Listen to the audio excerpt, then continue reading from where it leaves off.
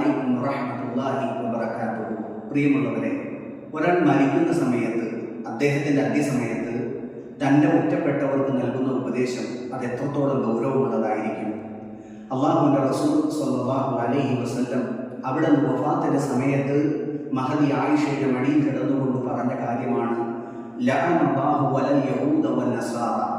നസാറാക്കൾക്കും യഹൂദന്മാർക്കും അള്ളാഹു സുബ്ഹാനഹു വതആലയുടെ ശാപമുണ്ടാകട്ടെ. റഹ്മത്തുൽ ആലമീനായ പ്രവാചകൻ എന്തുകൊണ്ടാണ് ഒരു വിഭാഗത്തിന് അള്ളാഹുവിൻ്റെ ശാപമുണ്ടാകട്ടെ എന്ന് പറഞ്ഞത്? ഇത്തഹദു ഖുബൂറ അംബിയാഇഹി മസാജിദ.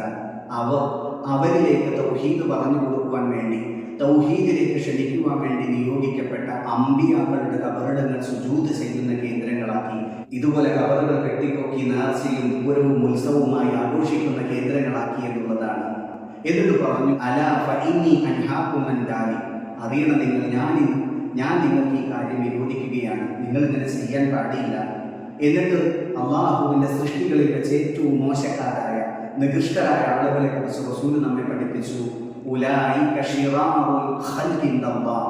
അള്ളാഹുവിൻ്റെ സൃഷ്ടികളിൽ വെച്ച് ഏറ്റവും നികൃഷ്ടരായ ആളുകളാണ് ഈ പ്രവൃത്തി ചെയ്യുന്നവരെന്നുള്ളതാണ്. ഇന്ന് കബറുകൾ കെട്ടിപ്പൊക്കി ഇതുപോലെ അലങ്കരിക്കുന്ന, നേർച്ചകൾ കഴിക്കുന്ന ആളുകൾ പറയും, ഇത് ഞങ്ങൾ സാധാരണക്കാരായ ആളുകൾ കബറുകളല്ല കെട്ടിപ്പൊക്കുന്നത്, ഇവരൊക്കെ മഹാന്മാരാണ്.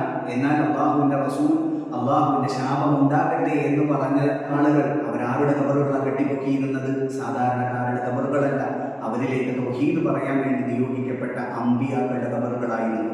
അതുകൊണ്ട് ഇത്തരം അന്ധവിശ്വാസങ്ങളിൽ നിന്നും അനാചാരങ്ങളിൽ നിന്നും വിട്ടുനിൽക്കുക. ഇത്തരം അന്ധവിശ്വാസങ്ങളും അനാചാരങ്ങളും പ്രചരിപ്പിക്കുന്ന, ഇതിന് നേതൃത്വം കൊടുക്കുന്ന തെമ്മാടികളായ പുരോഹിതന്മാരിൽ നിന്നും നമ്മൾ അകലം പാലിക്കുക. അല്ലാഹു സുബ്ഹാനഹു വ തആല നമ്മെ അനുഗ്രഹിക്കുമാറാകട്ടെ.